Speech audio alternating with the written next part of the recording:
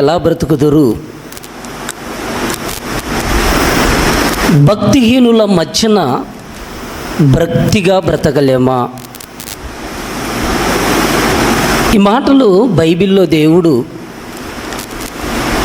యోబు గ్రంథం 21వ అధ్యాయం, యోబు గ్రంథం 21వ అధ్యాయం 7వ వచనంలో భక్తిహీనులు ఎలా బ్రతుకుదురు అంటుంటుంది. భక్తిహీనులు ఎలా బ్రతుకుదురు? ఈరోజు భూమి మీద మనం ఎందరినో చూస్తున్నాం. భూమి మీద ఉన్నటువంటి ఎందరూ ఎలా బ్రతుకుతున్నారండి? భక్తి కలిగి బ్రతుకుతున్నారా, భక్తి లేకుండా బ్రతుకుతున్నారన్నది మనం చాలామంది యొక్క జీవితాలను బట్టి మనకు అర్థమవుతుంటుంది. భక్తి కలిగినటువంటి వారు అనగానే దేవుని సన్నిధిలో గడుపుతూ దేవుని కోసం జీవిస్తున్నటువంటి వారు భక్తి గలవారైతే, మళ్ళీ భక్తిహీనులు లోకస్తులు అనగానే లోకములో ఉన్నటువంటి చెడు వ్యసనాలకు బానిసలైపోతూ ఈ లోకములో బ్రతుకుతున్నటువంటి ఆ మనుషులను భక్తి మార్గములో నడిపించుట కొరకు యేసుక్రీస్తు ప్రభుల వారి లోకానికి వచ్చి పాపులను నీతిమంతులుగా తీర్చడానికి యేసుక్రీస్తు ప్రభుల వారు ఈ భూమి మీదకి వచ్చి అందరినీ ప్రేమిస్తే, క్రీస్తు వచ్చి 2000 సంవత్సరాలైనా ఆయన పిల్లలమని చెప్పుకున్నటువంటి మనము మన భక్తి జీవితంలో బలహీనులంగా మనం ఒకవేళ కనబడితే, మన బలహీనత దేవునికి అవమానకరంగా కనబడుతుంది. దేవునికి మన ద్వారా అవమానం అనేది ఆయనకు కనబడుతుంది. అలా అవమానం అన్నది రాకుండా ఉండాలంటే మనం ఎప్పుడు కూడా దేవుని యందు భయభక్తులు కలిగి జీవించాలి. దేవుని యొక్క పని విషయంలో కూడా ఒక బాధ్యత తీసుకొని మనం చేసినప్పుడే మనం భక్తిపరులుగా కనబడతామండి. భక్తి అన్నది మన ఆత్మీయ జీవితంలో ఎలా కనబడాలంటే మన ప్రవర్తన, మన యొక్క పనితనం, దేవుని ఎడల మనము జీవిస్తున్నటువంటి ఆ జీవితం దేవుని సంతోషపెట్టేటట్టుగా, దేవునికి మహిమ తెచ్చేటట్టుగా మనం ఉండాలండి. అలాంటి జీవితం మనలో లేనప్పుడు మనం కూడా భక్తిహీనులుగానే కనబడతామండి. భక్తిహీనులు ఎలా కనబడుతున్నారు ఈరోజు అంటే, పౌలు గారు చెప్పిన మాటలు మనకు తెలుసు. పైకి భక్తి గల వారి వలె ఉండి దాని శక్తిని ఆశ్రయించని వారు అంటున్నాడు. చూడండి, పైకి భక్తి, దాని శక్తిని ఎప్పుడైతే మనము ఆశ్రయించలేదో అప్పుడు మనము భక్తిహీనులం అండి.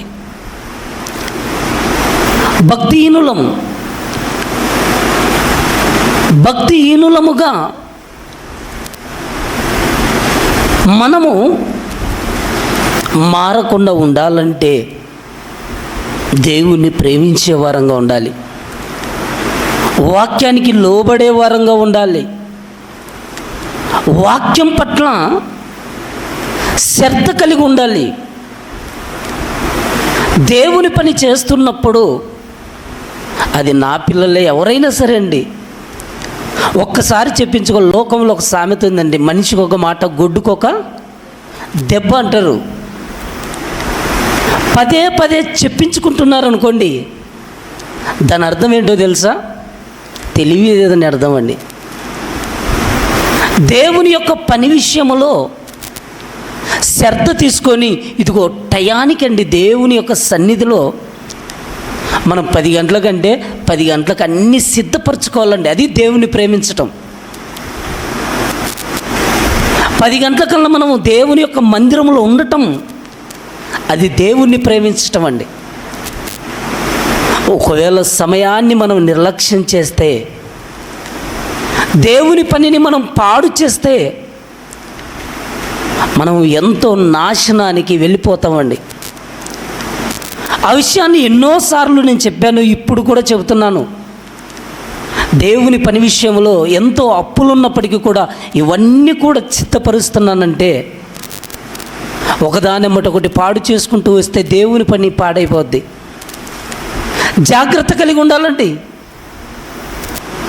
జాగ్రత్త అనేది మనం ఎప్పుడైతే తీసుకున్నప్పుడే, ఒక వస్తువు, ఒక చిన్న పని, ఒక చిన్నది పాడైపోయింది అనుకోండి, పని వ్యర్థమైపోద్దండి. ఎందుకంటే దాన్ని ఖర్చు పెట్టే వాళ్ళకి తెలుస్తుందండి దాని బాధ ఎంతో.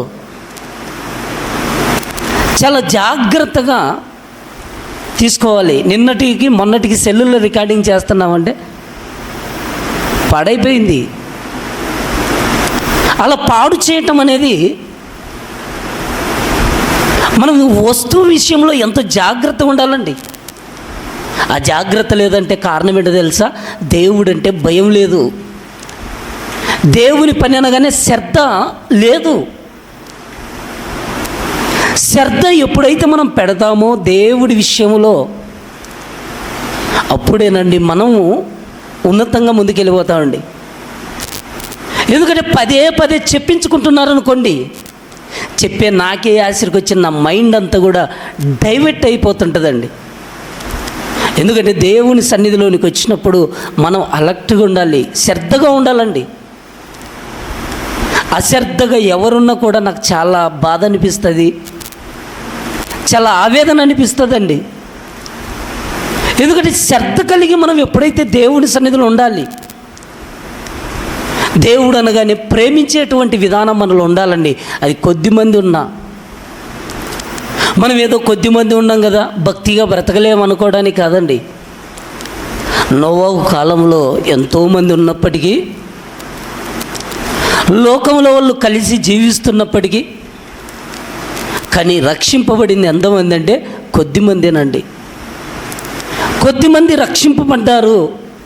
ఆ కొద్ది మందిలో మనం ఉండాలంటే, ఆ కొద్ది మందిలో మనం కూడా దేవుడి పనిలో ఉండాలంటే మనం ఏం చేయాలంటే, దేవుని యొక్క ఆజ్ఞలను పాటించాలి, దేవుని యొక్క ఆజ్ఞలను అనుసరించాలి.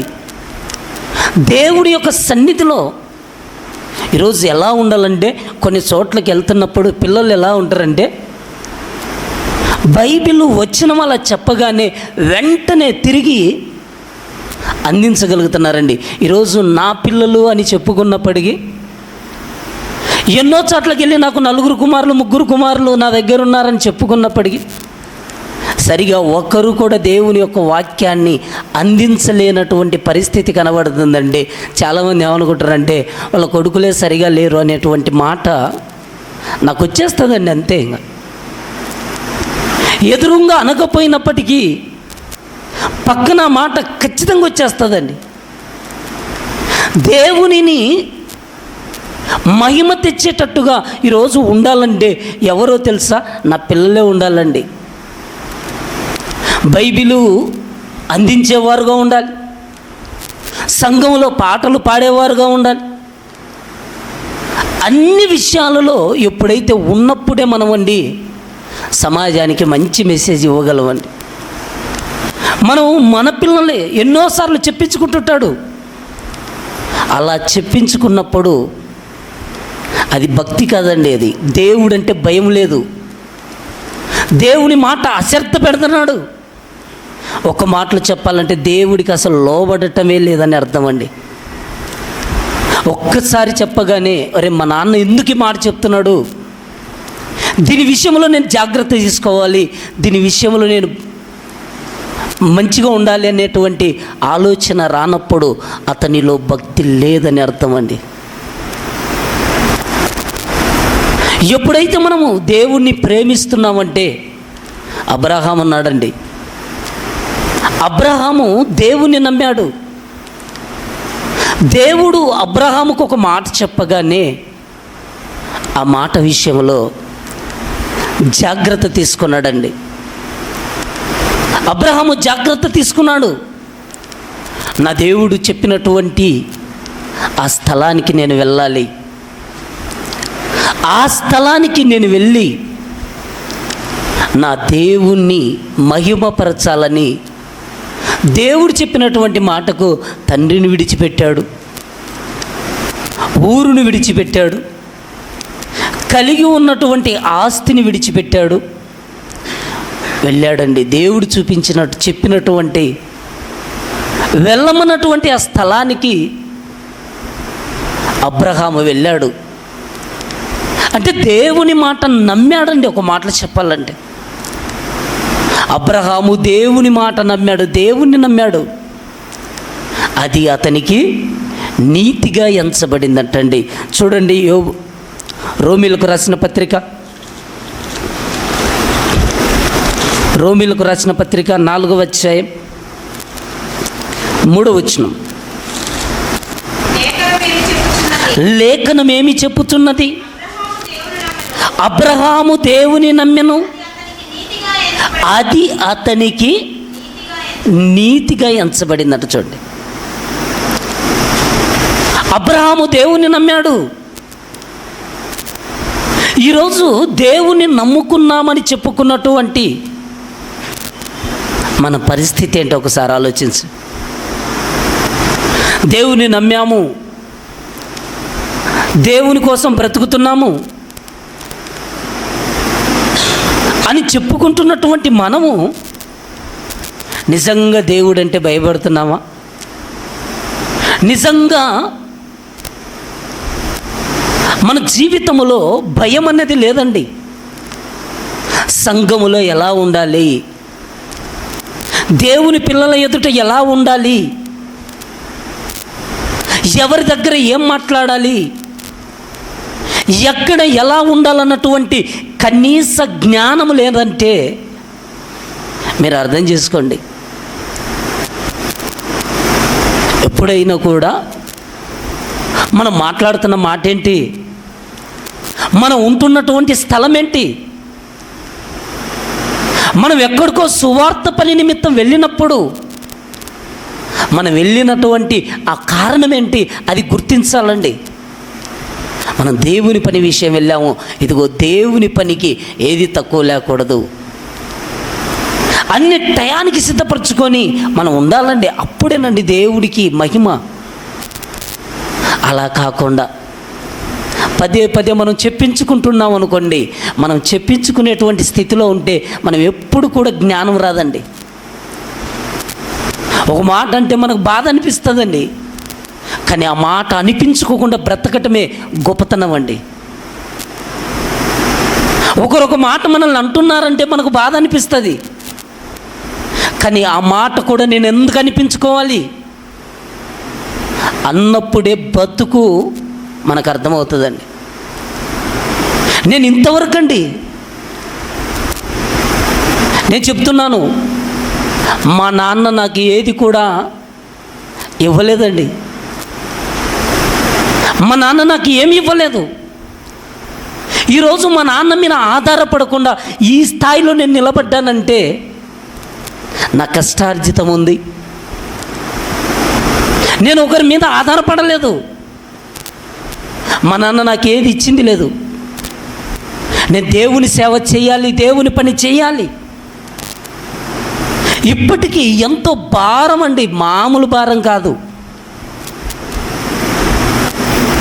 ఈ భారాల మధ్యన పిల్లలు కూడా దేవుని పనిలో చక్కగా ఉపయోగపడకపోతే ఎంత బాధ ఉంటుందో ఒక తండ్రిగా అర్థం చేసుకోండి మీరు. లక్షల రూపాయలండి. ఇప్పటికి సుమారు 30 లక్షల వరకు అప్పు కట్టాలి నేను. ఇంత భారము కలిగి ఉన్నప్పుడు మా తండ్రి ఎలా కడతాడు?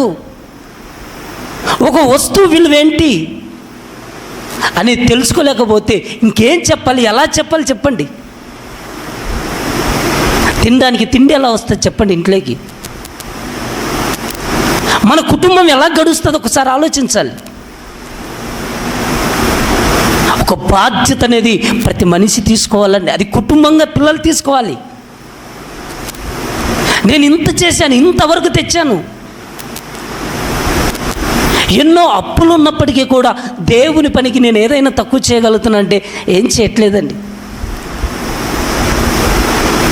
దేవుడు అంటే ప్రేమ అండి, అంతే. దేవుడు నా కష్టాన్ని తీరుస్తాడని ఒక నమ్మకం అండి, అంతే. నాకు ఆఖరికి ఇల్లు కూడా ఏం చేశానో తెలుసా? లోన్లో పెట్టేశానండి. ఇప్పుడు దాదాపు 12 సంవత్సరాల్లో 25 లక్షల వరకు కట్టాలి. ఎలా బ్రతకాలి, ఏం కథ అని కనీస జ్ఞానం లేకపోతే మనం ఏం చేయాలి చెప్పండి? ఒక ఆవేదన, బాధ అండి. ఎందుకంటే వాక్యము చెప్పేటప్పుడు ఇదిగో నా పిల్లలు సరిగా సహకరిస్తే ఇంత బాధ నాకు ఎందుకుంటుంది చెప్పండి? ఈ బాధ అంతా కూడా ఎప్పుడు అర్థం చేసుకుంటారు చెప్పండి? నాకేమన్నా నేను నా ఒంటి కోసం చేసుకుంటున్నా? దేవుని సువార్త అనేక చోట్ల చేయటానికండి. ఒక పాటల విషయంలో ఒక ట్రాక్ను సిద్ధపరచుకోలేనటువంటి పరిస్థితులు ఉంటే ఇంకేం చేయగలను చెప్పండి? ప్రార్థన అనగానే ఈరోజు మనం ఏం పాట పాడాలి? ఈసారి సంఘానికి వచ్చేటువంటి వారికి పాటలు అందించాలంటే సిద్ధపడి అన్ని డౌన్లోడ్ చేసుకు ప్రతి ఒక్కరికి సెల్లుని తీసి ఇచ్చిన సెల్లు కాపాడుకోలేని పరిస్థితి. ఇలా ఉంటే మన జీవితాలు ఎక్కడ బాగుపడతాయి చెప్పండి? నేను ఉన్నంత వరకు నెట్టుకొచ్చానండి. ఇంకా తర్వాత ఏమవుతుందో నాకు తెలియదండి. ఈ ఏలి పిల్లలు ఎలా అయిపోయారో, సమూయేలు పిల్లలు ఎలా అయిపోయారో అలా అయిపోతారేమో అన్నటువంటి భయం నన్ను వెంటాడుతుందండి. మీరు అనుకోవచ్చు, అన్నేందుకు ఇలా చెప్తున్నాడు, ఇలా మాట్లాడుతున్నాడని. ఎందుకంటే ఆ భారం అనేది నాకు తెలుసండి. తిండి లేనటువంటి స్థితి నుండి ఈరోజు ఈ స్థితిలో నేను నిలబడ్డానంటే దేవుడు నాకు తోడుగున్నాడండి. ఎప్పుడు తోడుగున్నాడు? దేవుడు తోడుగున్నాడు కనుక ఆ స్థితిని నా పిల్లలు కాపాడుకోవడానికి మాటలు చెప్తున్నాను. ఏదో వాళ్ళని తక్కువ చేయటానికి కాదు. వాళ్ళు ఇప్పటికైనా తెలుసుకొని దేవుడి పని విషయములో అశ్రద్ధ చేయకూడదండి. ఒకవేళ అది బయట వారి కుటుంబం అయితే నా కుటుంబం వాళ్ళకు మా గురించి చెప్పారనుకుంటారండి. ఇది నా కుటుంబం అండి. ఎందుకంటే దేవుడి పనిని ఒక మాట బైబిల్లో చూపిస్తా చూడండి. కట్ చేసి కీర్తనలు ఇర్మియా గ్రంథం 48వ అధ్యాయం 10వ వచనం. యెహోవా కార్యమును అశ్రద్ధగా చేయువాడు శాపగ్రస్తుడు అంట. చూడండి, యెహోవా కార్యమును అశ్రద్ధగా చేయువాడు శాపగ్రస్తుడు. మన దేవుని పని మనం శాపాన్ని తెచ్చుకుంటామండి, ఖచ్చితంగా తెచ్చుకుంటామండి. దేవునికి మనం సమయాన్ని ఇవ్వాలండి ఖచ్చితంగా. మనం ఎప్పుడైతే దేవుని ఎడల భయభక్తులు కలిగి ఉంటామో అప్పుడే మనం దీవించబడతాం, అప్పుడే దేవుడు మనకు తోడుగా ఉంటాడండి. ఈరోజు ప్రభువు నమ్ముకున్నటువంటి వారి కంటే ప్రభువు నమ్ముకున్నటువంటి వారు కూడా ఎంతో విస్తరిస్తున్నారు, అభివృద్ధి చెందుతున్నారు, గొప్పగా ఉన్నారండి. కానీ మనము దేవుని సన్నిధిలో టయానికి మనం ఉండాలండి. దేవుని పని అనగానే ఇదిగో నా పిల్లలకి చెప్తానండి, 10 గంటలకల్లా మీరు అన్నీ రెడీ పెట్టంటానండి. అన్నీ రెడీ పెట్టమంటే అన్నీ రెడీ చేసిన తర్వాత వచ్చి పాటలు లేరు అంటాడండి. అంటే వాడు బలహీనత పడటానికి కూడా కారణం ఏంటంటే మనం టయానికి లేకపోవటం. అంటే పాట మనం పాడాలనుకున్నప్పుడు సిద్ధపడి రావాలండి. సంఘములో మనం ఉండాలంటే సిద్ధపడి టయానికి ఒక 10 నిమిషాలు అటు ఇటు అండి, ఒక పావు గంట అటు ఇటు. అందరు కరెక్ట్ వస్తారని లేదు, కానీ ఒక పావు గంట అటు ఇటు వచ్చినాం అనుకోండి, దేవుని సన్నిధిలో మనం ఆరాధించటానికి అవకాశం ఉంది. మన దేవుని సన్నిధిని మనం నిర్లక్ష్యం చేసామనుకోండి, నేను ఒకవేళ ఏదైనా గట్టిగా చెప్పాను అనుకోండి, మీరు బాధపడతారేమో అని. కానీ నా నుంచి మీరు బాధపడతారేమో, కానీ దేవుని నుంచి మీరు ఏం తెచ్చుకున్నారని ఇక్కడ ఉందంటే శాపమును తెచ్చుకుంటామంట. చూడండి, యెహోవా కార్యమును అశ్రద్ధగా చేయువాడు శాపగ్రస్తుడు అంటున్నాడు. చూడండి, నా పిల్లల్ని ఎందుకు మందలిస్తున్నానో తెలుసా? నా కుటుంబం శాపగ్రస్తం కాకుండా ఉండటానికేనండి. నా కుటుంబం శాపగ్రస్తంలోనికి వెళ్ళిపోకుండా ఉండటానికి దేవుడంటే భయం కలిగి ఉండాలని నా పిల్లలకి చెబుతున్నాను. జాగ్రత్త పడాలండి, సిద్ధపడాలి, నా దేవుడి పని చేయాలి, నా దేవుని కోసం బ్రతకాలి అన్నటువంటి ఒక గొప్ప ఆలోచన రావాలి. ఆలోచన వచ్చి అనేకులకు మాదిరికరంగా ఉండాలి. పలానా అన్న పిల్లలు అనగానే దేవుని యందు భయభక్తులు కలిగి ఉన్నారు, దేవుని పని శ్రద్ధగా చేస్తున్నారు అని చెప్పుకునేటువంటి స్థితి ఈరోజు నాకు లేదండి. అన్న పిల్లలు అశ్రద్ధ చేస్తారనేటువంటి మాట నా పిల్లలు నాకు తెచ్చిపెట్టారండి. ఇప్పుడు దేవుడు అనగానే భయం అనేది ఎవరికైతే ఉంటుందో, ఎవరిలైతే ఉంటుందో వాళ్ళేనండి దేవుడు వాడుకుంటాడు. ఏలి పిల్లలు ఉన్నప్పటికీ సమూయేలు చిన్నవాడుగా ఉన్నప్పుడు దేవుడు సమూయేలుతోనే మాట్లాడాడండి. ఎందుకో తెలుసా? సేవకుడి పిల్లలైనా భ్రష్టులైపోయారని. ఆ భ్రష్టత్వాన్ని కలిగి తెచ్చుకోకూడదండి. సమూయేలుతో దేవుడు మాట్లాడినా సమూయేలు గర్భములో పుట్టినటువంటి పిల్లలు కూడా ఏమైపోయారంటే భ్రష్టులైపోయారండి. అంటే మనం ఎప్పుడు కూడా నేను దేవుడి కోసం బ్రతకాలి, దేవుడి పని చేయాలి, దేవుణ్ణి నేను సంతోషపెట్టాలి, ఆయన సన్నిధిలో నేను అశ్రద్ధగా ఉండకూడదు అని జాగ్రత్త కలిగి పని చేసినప్పుడే దేవుడికి మహిమ, మన కుటుంబానికి ఆశీర్వాదం అండి. అంతే. దేవుని పని అనగానే మనం నిర్లక్ష్యం చేస్తే దేవుడిచ్చినటువంటి ఆ రక్షణను, దేవుడిచ్చినటువంటి ఆ భద్రతను మనం కోల్పోతామండి. అలా కోల్పోకుండా ఉండాలని నా పిల్లలకు చెబుతున్నాను. ఈరోజు మన పాఠంలోనికి వెళ్తే భక్తిహీనులు ఎలా బ్రతుకుదురు, భక్తిహీనుల మధ్య భక్తిగా బ్రతకలేమా అన్నాను. భక్తిహీనులు ఎలా బ్రతుకుతున్నారు లోకంలో చూడండి. దేవుడు అనగానే కొద్దిగా భక్తి ఉండి దేవుని సన్నిధిలో ఎప్పుడో ఒకప్పుడు కనబడుతూ ఉన్నటువంటి భక్తిహీనుల యొక్క జీవితం మనం ఆలోచిస్తే ఆ భక్తిహీనత జీవితం దేవునికి మహిమకరంగా ఉండదండి. మనం దేవుడంటే ఇష్టపడితే అది నీతి మంతుల జీవితం కనబడుతుందండి. దేవుడంటే ప్రేమ, దేవుడంటే మనం ఎక్కువ ప్రేమించామనుకోండి, అది నీతిమంతుడు. ఒక అబ్రహాము దేవుని ప్రేమించాడు, అది నీతిమంతుడిగా తీర్చబడ్డాడు.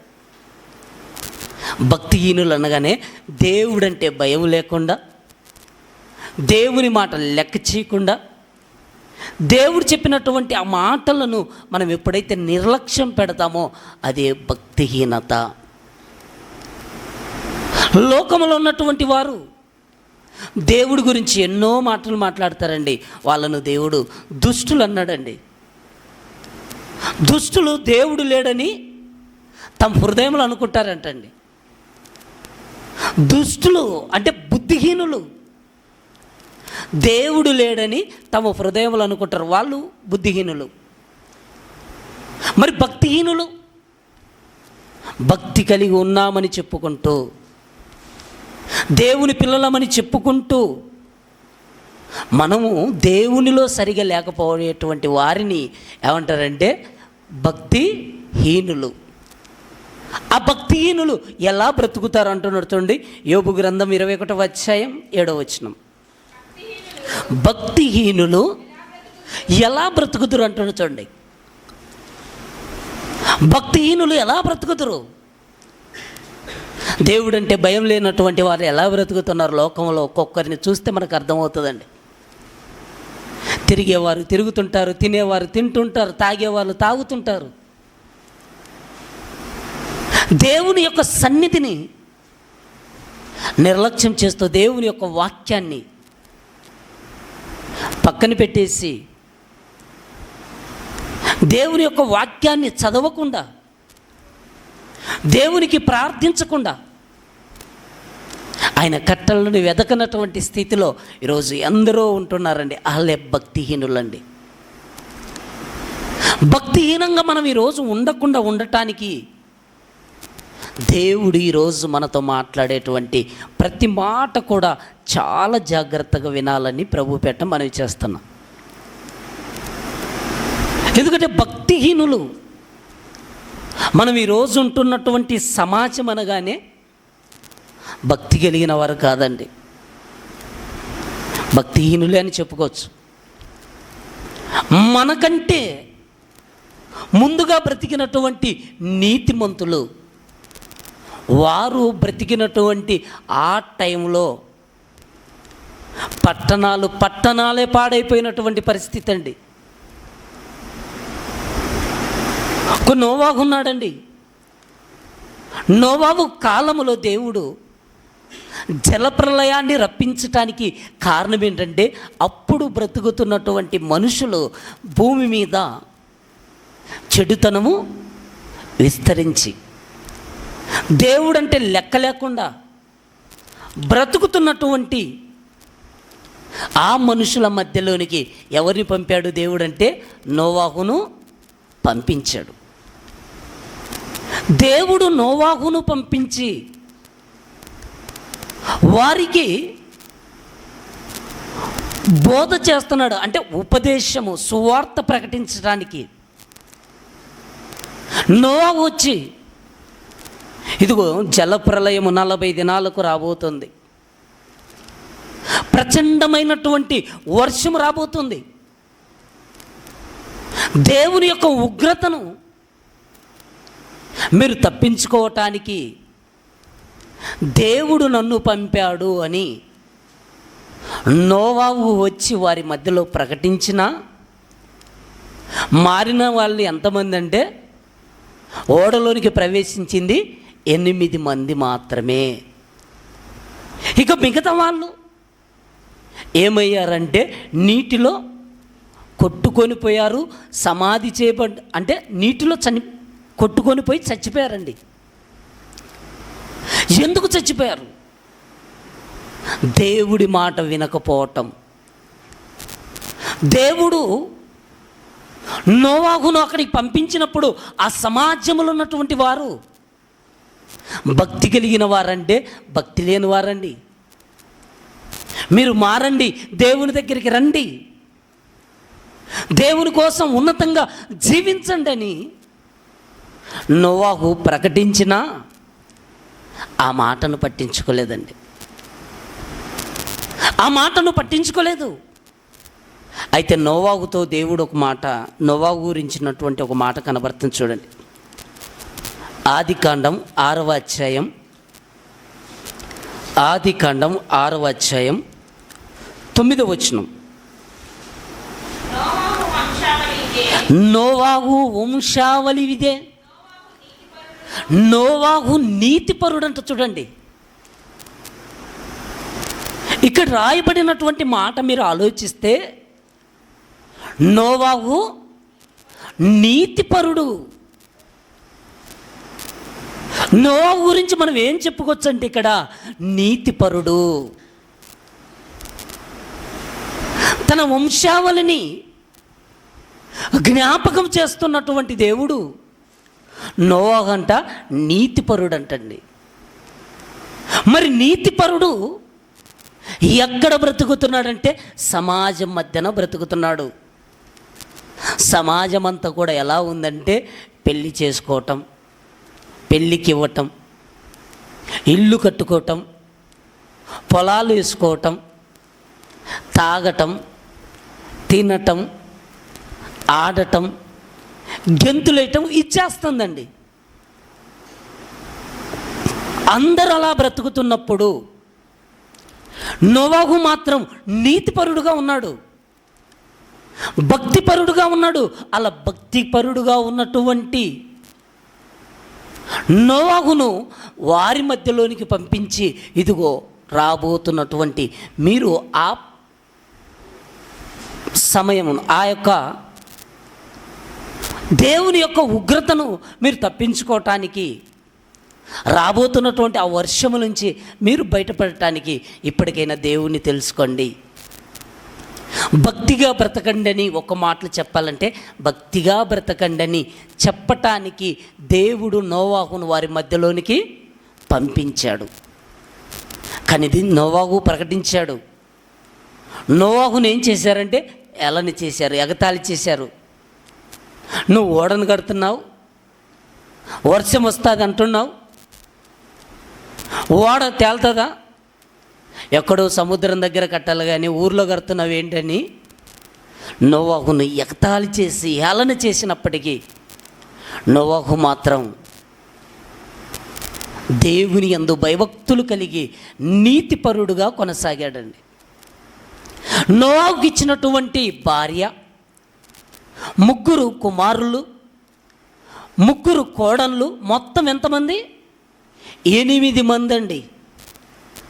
ఈ 8 మంది ఓడలోనికి ప్రవేశించారన్నది మనకి ఎక్కడ కనబడుతుందంటే క్రొత్త నిబంధనలో కనబడుతుందండి. చూడండి ఆ మాట, పేతురు రాసినటువంటి 2వ పత్రిక, పేతురు రాసినటువంటి 2వ పత్రిక 2వ అధ్యాయం, పేతురు రాసినటువంటి 2వ పత్రిక 2వ అధ్యాయం 6వ వచనం.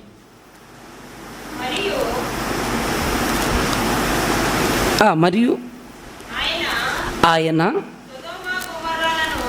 అమ్మ ఇది కాదమ్మా అమ్మ,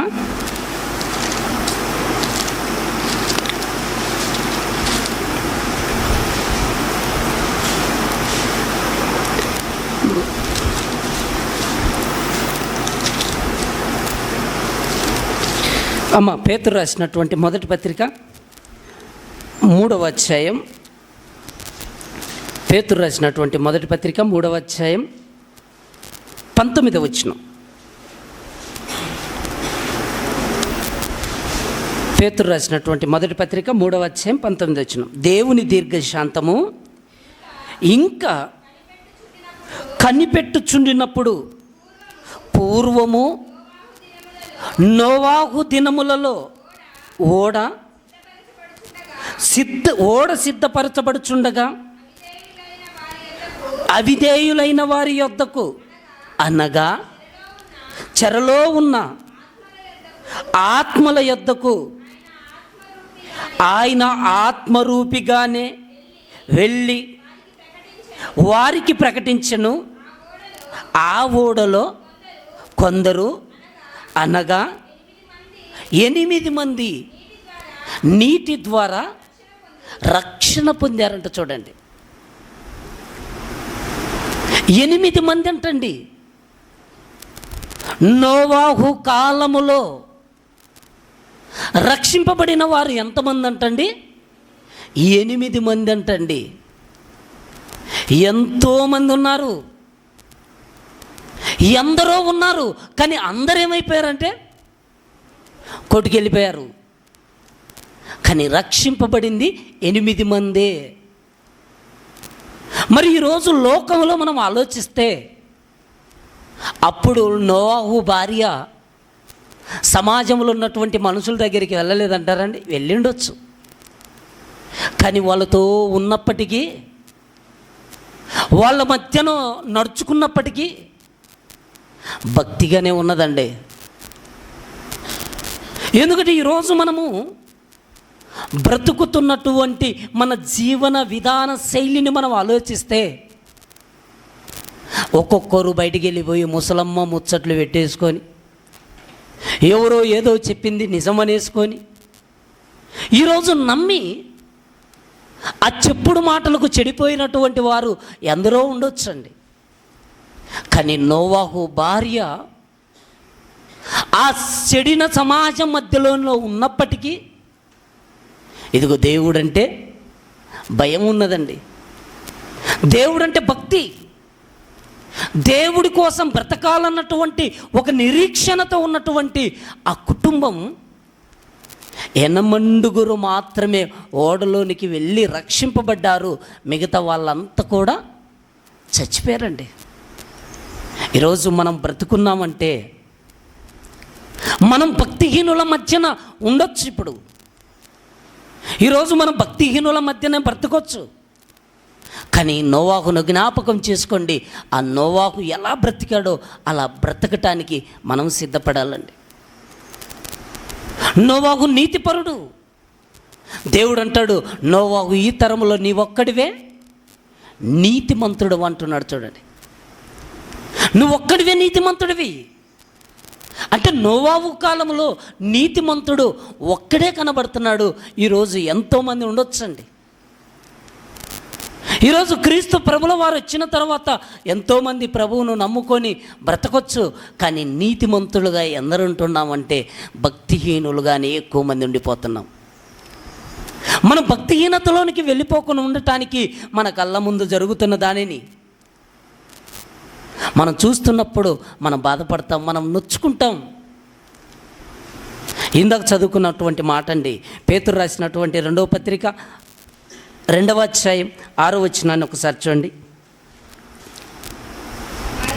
మరియు ఆయన సొదొమ గొమొర్రాలను పట్టణములను భస్మము చేసి ముందుకు భక్తిహీనులకు వారికి వాటిని దుష్టాంతములుగా ఉంచుటకై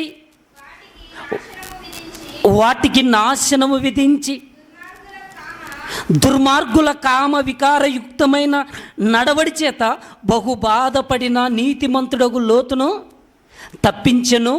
ఆ నీతిమంతుడు వారి మధ్యను కాపురముండి తాను చూచిన వాటిని బట్టి వినిన వాటిని బట్టి వారి అక్రమ క్రియల విషయములలో దినదినము నీతిగల తన మనసును నొప్పించుకున్నాడంట. చూడండి, నోవాహు బ్రతికినటువంటి ఆ కాలం అలా ఉంది.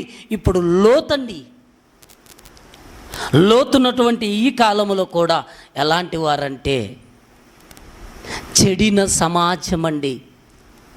సొదొమ గొమొర్ర పట్టణాలనగానే దేవుడి భయం లేనటువంటి పట్టణాలు. ఈరోజు మనం ఉండొచ్చండి, మనం అనుకుంటాం నేను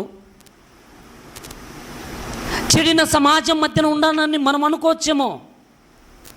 కానీ లోతండి 2 పట్టణాలే పాడైపోయినటువంటి ప్రజల మధ్యన ఉన్నాడండి.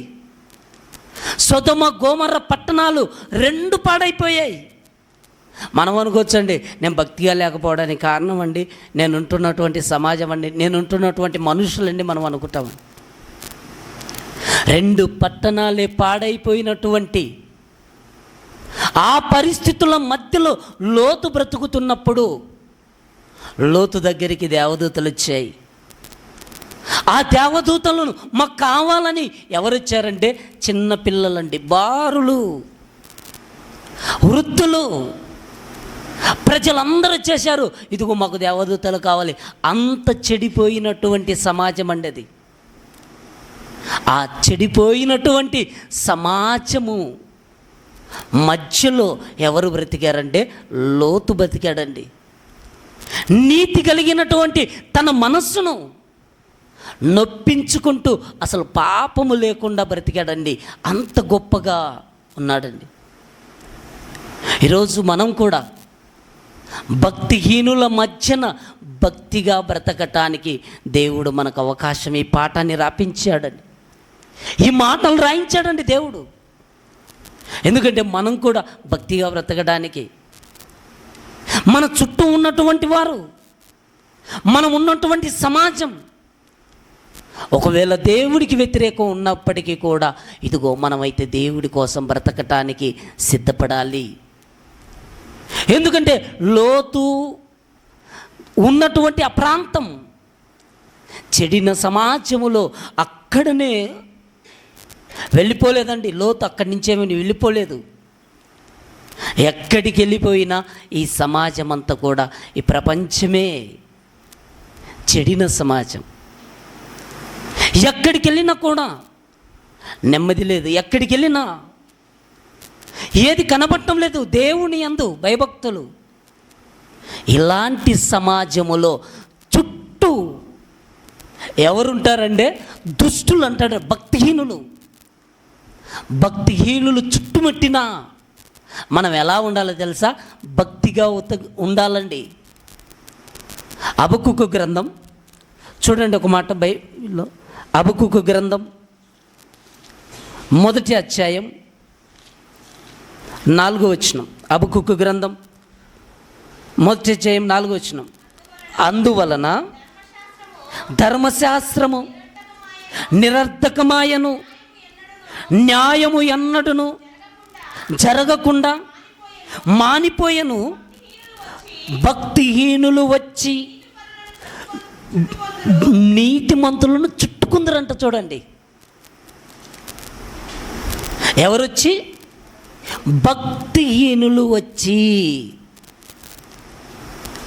భక్తిహీనులు వచ్చి ఎవరిని చుట్టుకుంటారంట? నీతి పరులను చుట్టుకుంటారంటండి. నోవాహును చూడండి, లోతును చూడండి. లోతు దగ్గరికి వచ్చేశారు. ఆ ప్రాంతంలో ఉన్నటువంటి వారు దుష్టులు, దుర్మార్గులుగా ఉన్నటువంటి, భక్తిహీనులుగా ఉన్నటువంటి వారు. దేవదూతలే లోతు దగ్గరికి వస్తే వాటిని కావాలని వచ్చినటువంటి వారు ఎవరంటే సొదొమ గొమొర్రా పట్టణాలలో ఉన్నటువంటి ప్రజలు. నీతిమంతులను చుట్టుకుంటున్నారు. చూడండి, ఈరోజు సమాజం మనం ఆలోచిస్తే నీతిగా లేదండి, భక్తిగా లేదండి. ఎవరైతే దేవుని యొక్క ఆజ్ఞలను అనుసరించి, దేవుని యొక్క ఆజ్ఞలను ఎవరైతే పాటిస్తారో వాళ్ళేనండి దేవుని యొక్క వాక్యాన్ని అనుసరించిన వాళ్ళు నీతిమంతులండి. ద్వితీయోపదేశకాండం 6వ అధ్యాయం 25వ వచనములు ఉంది చూడండి. ద్వితీయోపదేశకాండం 6వ అధ్యాయం 25వ వచనం. మన దేవుడైన యెహోవా మనకు ఆజ్ఞాపించినట్లు ఆయన సన్నిధిని ఈ సమస్తమైన ఆజ్ఞలను అనుసరించి మనము నడుచుకున్నప్పుడు మనకు నీతి కలుగుతుందంట. చూడండి, మనకి ఎప్పుడు కలుగుతుంది నీతి? ఆజ్ఞలను అనుసరించినప్పుడు అంట. చూడండి, ఈరోజు దేవుని యొక్క ఆజ్ఞలను అనుసరించే వాళ్ళు చాలా తక్కువ మంది. దేవుని యొక్క ఆజ్ఞలను పాటించే వాళ్ళు తక్కువ మంది. మనకు నీతి కలగాలంటే మనం ఏం చేయాలంటండి? ఆయన సన్నిధిలో ఉండి సమస్త ఆజ్ఞలను అనుసరించినప్పుడు అంట. చూడండి, ఎక్కడ అనుసరిస్తున్నాను చెప్పండి? ఆజ్ఞ అతిక్రమమే పాపం. ఈరోజు ఆజ్ఞను అతిక్రమించేస్తున్నాం. దేవుని మాటకు లోబడకుండా జీవిస్తున్నాం. భక్తిహీనులుగా ఈరోజు మనం బ్రతుకుతున్నాం. భక్తిహీనులుగా మనం బ్రతికితే, మనం భక్తిగా ఉండలేకపోతే ఆ రాజ్యాన్ని కోల్పోతామండి. కానీ లోతును చూడండి, భక్తిహీనుల మధ్యన బ్రతికినప్పటికీ భక్తిగా బ్రతుకుతున్నాడు. నోవాహు భక్తిహీనుల మధ్య బ్రతికిన భక్తిగా బ్రతికాడు. అప్పటి నుంచి యేసుక్రీస్తు ప్రభుల వారు వచ్చేంత వరకు కూడా సమాజం ఎలా ఉంటుందంటండి, యేసు ప్రభు ఒక మాట చెప్పాడండి. మత్తయి సువార్త 24వ అధ్యాయం, మత్తయి సువార్త 24వ అధ్యాయం 37వ వచనాన్ని చూడండి. నోవాహు దినములు ఎలాగుండెనో మనుష్య కుమారుడి రాకడను అలాగే ఉంటాయంట. చూడండి, నోవాహు దినములలో ఎలాగు ఉండెనో మనుష్య కుమారుడి రాకడ యందును అలాగే ఉండును. జలప్రలయమునకు ముందటి దినములలో నోవాహు ఓడలోనికి వెళ్ళిన దినము వరకు వారు తినుచు త్రాగుచు పెళ్లి చేసుకొనుచు పెళ్ళికిచ్చుచూ ఉండిరి. జలప్రలయము వచ్చి అందరినీ కొట్టుకొని పోయే వరకు ఎరగలేదంట. చూడండి, జలప్రలయము వచ్చి అందరినీ కొట్టుకొని పోయేంత వరకు ఎరగలేదంటండి. అప్పుడు ఈరోజు మనం కూడా అంతేనండి. మన భక్తిహీనతలోనే మనం బ్రతుకుతున్నాం. భక్తిగా బ్రతకటానికి మనం చాలా జాగ్రత్త పడాలండి. ఈ లోకంలో మనం కూడా కలిసిపోకూడదు. చేపండి, ఉప్పు నీటిలో పెరిగినటువంటి చేప అది చప్పగానే ఉంటుందండి. తామర పుష్పం అది బురదలో పెరిగినప్పటికీ అది బురద అంటించుకోదు. యేసుక్రీస్తు ప్రభుల వారు ఈ లోకములో పాపుల మధ్య జీవించాడండి. వేశ్యలను అమ్మాని పిలిచినటువంటి ప్రభువు, సుంకరులతో సాంగత్యం చేసినటువంటి ప్రభువు ఆయన పాపమే లేకుండా జీవించాడండి. అండి, రోగి దగ్గరికి డాక్టర్ వస్తున్నాడంటే రోగి దగ్గర ఉన్నటువంటి రోగమును డాక్టర్ అంటించుకోవడానికి కాదండి. డాక్టర్ రోగి దగ్గరికి వస్తున్నాడంటే ఆ రోగమును తొలగించటానికి. యేసుక్రీస్తు ప్రభుల వారు కూడా ఈ లోకములోనికి వచ్చి పాపిగా బ్రతుకుతున్నటువంటి మనుషులను పవిత్రపరిచి వెళ్ళిపోయాడండి. అంటే యేసుక్రీస్తు ప్రభుల వారు ఎంతో మాదిరి మనకు చూపించి వెళ్ళినా మన జీవితంలో ఇంకా మనం పాపం మానుకోకుండా పవిత్రంగా జీవించకుండా మనం ఇంకా ఇలానే ఉంటే మన జీవితం దేవుని యొక్క ఇష్టాన్ని నెరవేర్చలేనటువంటి ముగింపులో మనం ఉండిపోతామండి. అలా ఉండటం దేవుడికి ఇష్టం కాదండి. పాపుల మధ్యన మనం ఉన్నాం, పాపలోకములో మనం ఉన్నప్పటికీ ప్రభు వాక్యాన్ని బట్టి మనం ఏం చేయాలంటే పవిత్రంగా జీవించాలని దేవుడు కోరుకుంటున్నాడండి. పాపుల మధ్యన ఉన్నటువంటి మనము పవిత్రంగా జీవించటానికి ప్రభువు కోరుకుంటున్నాడు. మరి ప్రభువు కోరుకున్నట్టుగా ఈరోజు మన జీవితాలు ఉన్నాయా? మనం రక్షింపబడుతున్నామా? మనం నశించిపోతున్నామా? మనం భక్తిహీనులుగా ఉన్నామా లేదంటే బలహీనులుగా ఉన్నామా? ఇవన్నీ ఆలోచించుకుంటే ఈ లోకములో గతకాలములో దేవుడికి అవిధేయులుగా ఉన్నటువంటి మనల్ని ఇప్పుడు విధేయులుగా చేసినప్పటికీ మరలా మనం ఏమైపోతున్నామంటే, ఒకసారి కొరింథీయులకు రాసిన మొదటి పత్రిక 6వ అధ్యాయం, కొరింథీయులకు రాసిన మొదటి పత్రిక 6వ అధ్యాయం 10వ వచనం. దొంగలైనను లోపులైనను తాగుబోతులైనను దూషకులైనను దోచుకొని వారైనను దేవుని రాజ్యమునకు వారసులు కానేరరు.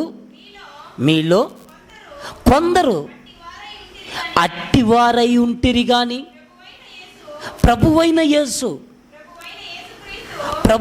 యేసుక్రీస్తు నామమునను మన దేవుని ఆత్మయందును మీరు కడుగబడి పరిశుద్ధపరచబడిన వారై నీతిమంతులుగా తీర్చబడితిరి అంటాడు. చూడండి,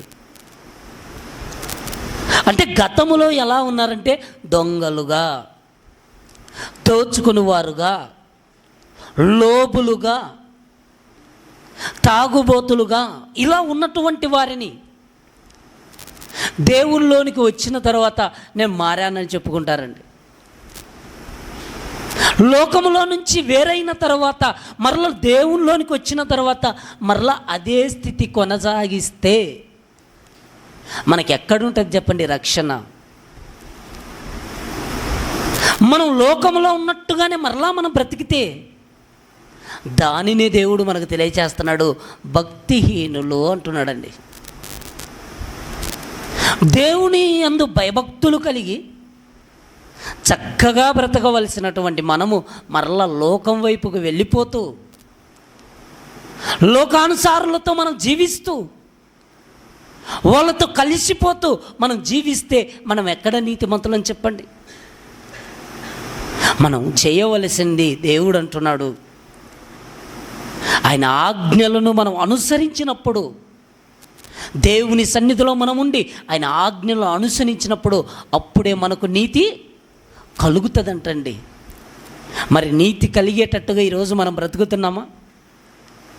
నీతి కలిగేటట్టుగా మన జీవితంలో మనం దేవుని మీద ఆధారపడుతున్నామంటే మన దేవుడి మీద ఆధారపడలేకపోతున్నామండి. మనం ఈ లోకంలో ఉన్నప్పుడు యుక్తముగా పలకలేకపోతున్నాం. యోబు ఉన్నాడండి, ఎన్ని శ్రమలు అనుభవించాడండి. యోబుకు ఎన్ని శ్రమలండి. యోబు యొక్క స్నేహితులే వచ్చి నువ్వు ఏం పాపం చేశావో, నువ్వు ఏం తప్పు చేసిందో, అందుకే నీ పిల్లలు 10 మంది చచ్చిపోయారు, ఆస్తి పోయింది, అన్ని పోయాయి అని చులకన చేసి మాట్లాడినప్పటికీ యోబు ఎక్కడ కూడా తన భక్తి జీవితంలో త్రొట్టిల్లిపోలేదండి. యోబు గొప్పగా బ్రతికాడండి దేవుని ఎడల. యెహోవా ఇచ్చెను, యెహోవా తీసుకొని పోయాను, యెహోవా నామమునకు స్తుతి కలుగునుగా కాని పలికాడండి, మాట్లాడాడండి. అంటే యోబు ఎంతో గొప్పగా దేవునిలో జీవించితే ఆఖరికి దేవుడు యోబు స్నేహితులతో ఒక మాట అంటాడండి. యోబు గ్రంథం 42వ అధ్యాయం 7వ వచనం. యోబు గ్రంథం 42వ అధ్యాయం 7వ వచనం. యెహోవా యోబుతో ఆ మాటలు పలికిన తర్వాత ఆయన తేమానీయుడైన ఎలపుజుతో ఇలాగూ సెలవిచ్చెను, నా సేవకుడైన యోబు పలికినట్లు మీరు నన్ను గూర్చి యుక్తమైనది పలకలేదు అంటున్నాడు. చూడండి, ఎలా పలకలేదంటండి? యుక్తమైనది అంటే మంచిది, మంచిది పలకలేదంట. చూడండి, అంటే యుక్తమైనటువంటి అంటే దేవుని యందు భయభక్తులు కలిగి ఉన్నటువంటి యోబులాగా వారు పలకలేదంటండి. యోబు ఎలాగైతే అలా మాట్లాడలేదంటండి.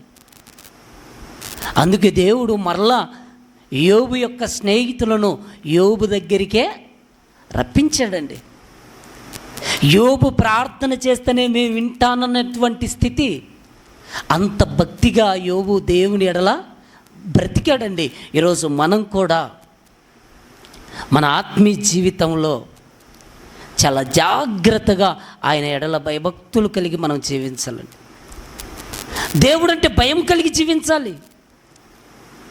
దేవుడి కోసం మనం ఉన్నతంగా జీవించాలి. అలా జీవించటానికి మనమంతా కూడా సిద్ధపడాలి. ఈ లోకంలో ఎంతోమంది భక్తిహీనులుగా ఉన్నప్పటికీ కూడా ఇదిగో వారి మధ్యన మనల్ని ఎన్నో మాటలు అనొచ్చండి. ఆ మాటలను అన్నారని మనం పట్టించుకుంటే మనం కూడా బలహీనులం అయిపోతాం. కానీ బలహీనులముగా మనం కాకుండా ఉండాలంటే భక్తి కలిగి మనం జీవించాలి. నోవహును చూడండి, భక్తి లేనటువంటి సమాజం మధ్యలో భక్తిగా బ్రతికాడు, నీతిపరుడు నోవహు.